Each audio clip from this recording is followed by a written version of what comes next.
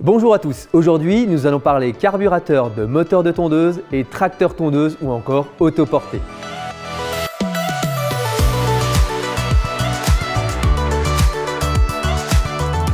Les pannes de carburateur sont fréquentes en motoculture. Qualité du carburant, stockage dans de mauvaises conditions, les causes sont multiples. Nous allons vous indiquer comment changer un carburateur et comment prévenir ces pannes.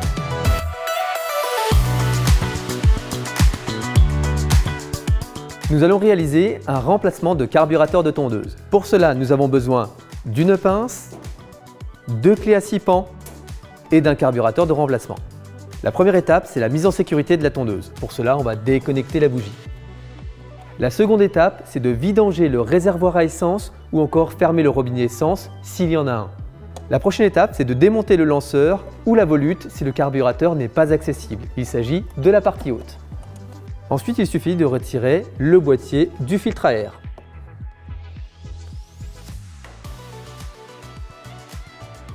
À l'intérieur, vous avez plusieurs vis à démonter avec la clé 6 pans. Rappelez-vous de toujours bien mettre les vis et les éléments dans le sens de démontage pour le remonter plus facilement. Et ensuite, il suffit simplement de retirer le support de filtre à air.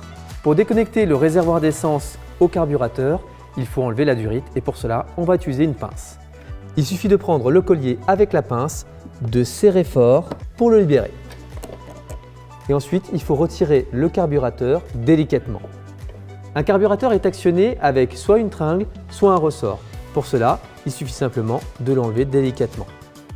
Dès qu'on a enlevé le carburateur, on va enlever les derniers éléments, à savoir la durite d'arrivée d'essence et vérifier qu'il ne reste pas un joint resté accroché à la pile d'admission. Pour cela, on va utiliser une pince et on va faire le même geste que pour le retirer du réservoir. Il suffit maintenant de prendre un carburateur neuf. La première des choses à faire, c'est de remettre la tringle dans son logement. Et ensuite, on vient repositionner le carburateur délicatement.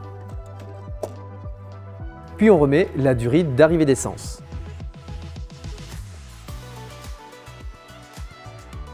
On remet en place le réservoir et on raccroche la durite d'arrivée d'essence sur cette partie. Et ensuite, on remet en place la boîte à air. Attention, il y a des petits détrompeurs qui viennent se loger directement dans le support. Pensez bien aussi à accrocher la durite du reniflard. On remet en place le filtre et le boîtier de protection. Pour finir, on remet en place le carter de ventilation sur le haut de la tondeuse. Et pour finir, on rebranche la bougie. Et voilà, votre carburateur est remplacé. Pour éviter les pannes à l'avenir, pensez à utiliser systématiquement le stabilisateur de carburant. Ça permettra de garder votre moteur en forme.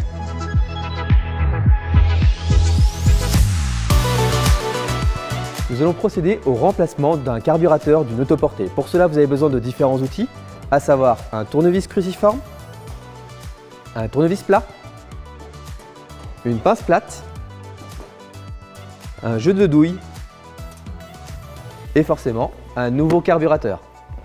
La première étape, c'est de soulever le capot et de l'enlever pour travailler plus aisément. Pensez bien à retirer la petite goupille et le faisceau des lumières. Vous le retirez délicatement et vous le posez de côté. Ensuite, il faut repérer le carburateur. Sachez que le carburateur est toujours du côté du filtre et donc à l'opposé de l'échappement.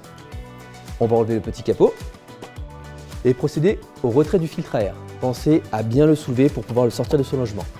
Pour pouvoir accéder au carburateur, on va enlever la volute qui se situe au-dessus. Pensez à bien retirer toutes les petites vis qui se trouvent au pourtour, avec un tournevis plat et parfois avec un cliquet et des douilles. Maintenant qu'on a enlevé toutes les vis de la volute, on va la soulever légèrement de côté, mais avant tout, on va devoir déconnecter la durite du carburateur. Pour cela, prenez une pince plate et un tournevis. Petit tips, ça va permettre de mettre le tuyau de côté sans que l'essence s'en échappe. Retirez délicatement la durite et mettez-y tout de suite le tournevis dedans pour pas que l'essence s'en échappe et réservez-la de côté. Vous pouvez maintenant un peu soulever la volute pour pouvoir avoir accès au carburateur. La prochaine étape, c'est de prendre une photo du carburateur afin de repérer où se situent les tringles et les ressorts, de façon à pouvoir les réinsérer au même endroit. On va ensuite démonter le coude du filtre à air. Pour cela, munissez-vous d'une douille et d'un cliquet et ouvrez dans le sens anti-horaire.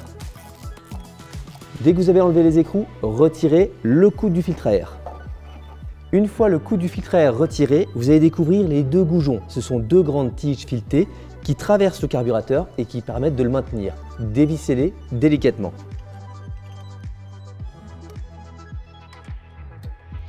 Les goujons sont démontés. Attention, parfois sur certains carburateurs, il y a un petit faisceau du solénoïde qu'il faut déconnecter. Maintenant que votre carburateur est désolidarisé, il faut enlever l'étringle. Le carburateur est déposé. On va prendre maintenant notre nouveau carburateur. Il suffit de répéter les étapes en sens inverse et on va commencer par l'étringle. Pensez bien à remettre le ressort dans son logement. On reprend maintenant les goujons et on les remet dans leur logement. On va resserrer les goujons. Pensez bien à vérifier que le joint est bien en place entre le carburateur et la pile d'admission. Petit tips, vous pouvez utiliser un tournevis avec la clé à pipe pour le tourner plus facilement. Pensez à serrer à juste mesure afin de ne pas forcer le plastique. Maintenant que le carburateur est en place, on va remettre le coude du filtre à air et le faisceau du solénoïde. En remettant en place le coude du filtre à air, pensez bien à remettre le tuyau du reniflard. On va remettre maintenant les deux écrous pour maintenir le coude.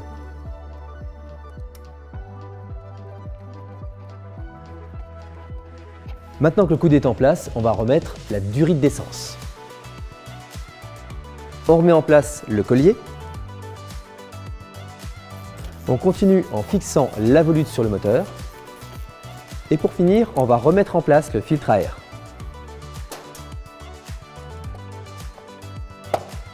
Ainsi que son petit capot. Toute dernière étape, on remet le capot en place du tracteur.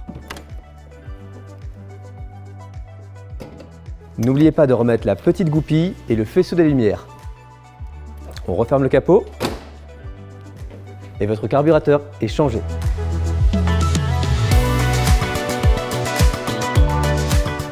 Une tondeuse qui fonctionne correctement est une tondeuse bien alimentée. Aujourd'hui, elle fonctionne à l'essence. L'essence a un petit peu changé par rapport à autrefois et il y a de l'essence avec des additifs d'éthanol, le fameux samplon 95, E5 ou E10. Pour se conserver correctement, on va utiliser un stabilisateur qui permet de conserver le carburant sur une durée jusqu'à 3 ans. Pour cela, un mélange très simple, 50 ml de stabilisateur par 5 litres d'essence. L'avantage de ce stabilisateur, c'est qu'il ne craint pas le surdosage, mais il convient quand même de respecter les consignes du constructeur. Et voilà, vous savez tout à présent sur les carburateurs de tondeuse et de tracteur. N'oubliez pas que l'additif sera le moyen le plus efficace pour ne plus rencontrer de problèmes de carburation et faciliter le démarrage.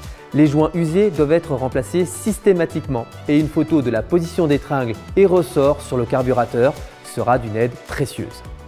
Pour toujours plus de conseils d'entretien et de vidéos de démonstration, suivez-nous sur 190cc.fr et sur nos réseaux sociaux. À bientôt!